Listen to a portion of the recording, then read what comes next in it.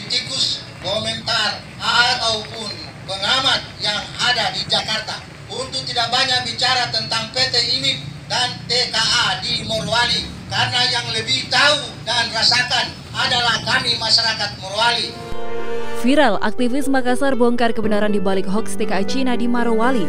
Ditulis oleh Niha Alif di siwar.com. Sebelum kita lanjut, jangan lupa klik tombol subscribe dan nyalakan loncengnya agar tidak ketinggalan informasi terbaru dari Redaksi TV. Ketulusan seorang Jokowi beserta jajarannya dalam bekerja membuahkan hasil. Satu persatu isu yang membuat publik ragu akan tersingkap kebenarannya.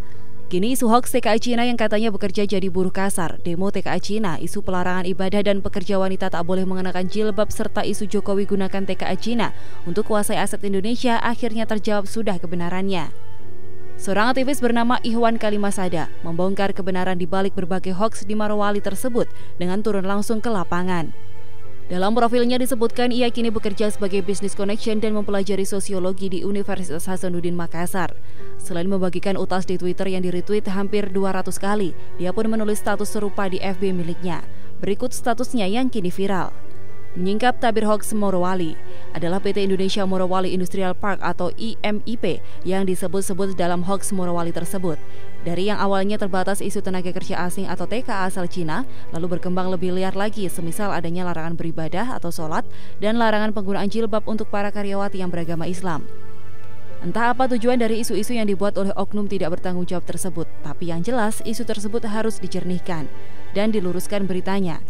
Salah satu caranya adalah dengan melakukan fact check ke lapangan atau observasi langsung ke sumbernya, dan itulah yang saya lakukan bersama beberapa kawan aktivis.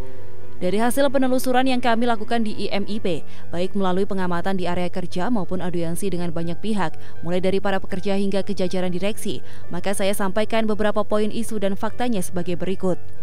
Pertama, isu soal banyaknya TKA asal Cina. Fakta, jumlah TKA di IMIP adalah 3.148 orang dari total karyawan yang berjumlah 30.428. Itu artinya jumlah TKA hanya sekitar 10% dari keseluruhan karyawan. Dan itu jelas tidak melanggar batas ketentuan peraturan dan perundang-undangan yang berlaku. Kedua, isu soal adanya pelarangan beribadah atau sholat bagi pekerja. Fakta, perlu diketahui bahwa di dalam kawasan IMIP itu terdapat 4 masjid dan 20 musola yang setiap bulan mampu mengumpulkan dana infak jamaahnya hingga 200 juta rupiah. Nah, bagaimana mungkin dana infak sebesar itu dapat terkumpul kalau tidak ada jamaah yang sholat di sana? Ketiga, isu soal pelarangan jilbab. Fakta, para pekerja wanita yang kami temui membantah isu tersebut. Dan kami juga melihat langsung bahwa banyak sekali pekerja wanita yang berjilbab. Semua itu bisa dibuktikan melalui foto-foto yang menyertai tulisan ini. Keempat, isu soal demo TKA. Fakta, tidak ada demo TKA. Yang melakukan demo kemarin adalah para pekerja lokal terkait permintaan kenaikan gaji pokok. Terkait hal ini, jajaran direksi mengabulkan angka maksimal kenaikan sebesar 13% dari 20% yang dituntut pekerja lokal. Kelima, isu soal TKA yang diperkerjakan pada jenis pekerjaan kasar. Faktanya, TKA asal Cina yang berada di sana hampir seluruhnya bekerja sebagai operator alat yang memang berteknologi asal Cina. Mereka sekaligus bertindak sebagai trainer bagi pekerja lokal dalam rangka alih teknologi. Makanya dari waktu ke waktu, jumlah TKA akan semakin berkurang, sehingga pada tahun 2023 diproyeksikan hanya akan ada 5% maksimal TKA dari total karyawan 100.000 orang. Keenam, isu Jokowi mengundang Cina untuk menguasai aset Indonesia. Fakta, IMIP berdiri pada 19 September 2013 yang merupakan tindak lanjut dari penandatanganan perjanjian B2B di hadapan Presiden SBY dan Presiden Xi Jinping di Hotel Shangri-La Jakarta pada 3 Oktober 2013 yang sekaligus dalam rangka mematuhi UU nomor 4 tahun 2009 tentang mineral dan batu bara yang menetapkan larangan ekspor mineral mentah mulai 12 Januari 2014. Nah, semua itu terjadi sebelum era pemerintahan Presiden Jokowi. Ketujuh, isu TKA digaji lebih tinggi dari TKI. Fakta, IMIP adalah perusahaan profesional di bidangnya dan sebagaimana perusahaan-perusahaan lain, mereka memiliki standar pengupahan yang merujuk kepada aturan ketenagakerjaan, termasuk di dalamnya standar keahlian dan jabatan. Di IMIP, gaji awal untuk lulusan SMA ada di kisaran angka 4,2 juta, masih sedikit lebih tinggi dari upah rata-rata nasional yang berada di angka 3 jutaan. Kedelapan, isu soal TKA Cina yang disembunyikan bila ada kunjungan pihak luar ke IMIP. Faktanya, sistem kerja di IMIP itu dibagi ke dalam 3 shift karena beroperasi penuh 24 jam. Dan sementara IMIP sendiri terdiri dari beberapa perusahaan di dalamnya. Jumlah TKA yang sekitar 3 ribuan itu hanya sekitar 1.000-an dalam tiap shiftnya. Dan itu pun terbagi lagi ke dalam beberapa perusahaan.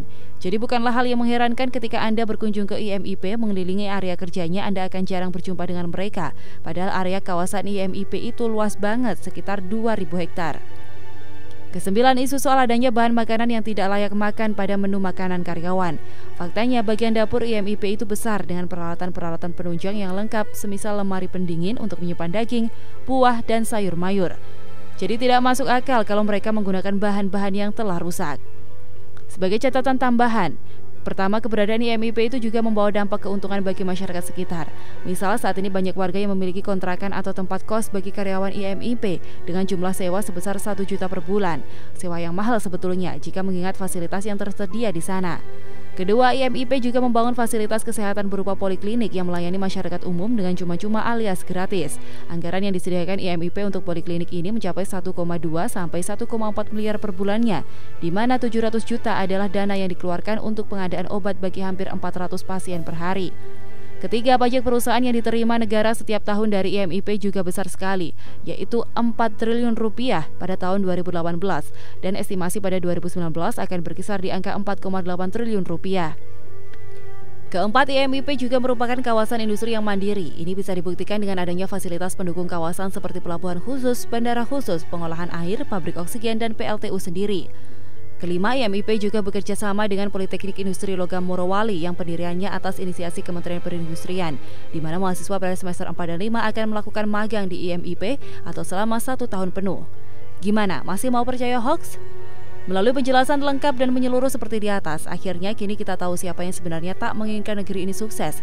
Mereka kelompok yang sama dari politisi busuk hingga kaum cingkrang mabok agama yang sejak dari dulu ingin mengobrak-abrik bangsa ini. Tapi anehnya, giliran ada kasus provokasi Papua, keterlibatan aktivis Raffio Patra dengan staf kedubes Belanda dan lain-lain dibiarkan begitu saja. Tak ada rasanya nasionalisme seperti saat mereka teriak isu Muslim Uighur atau Muslim India hingga membakar bendera negara sahabat. Sebenarnya nasionalisme seperti apa yang hendak mereka perlihatkan?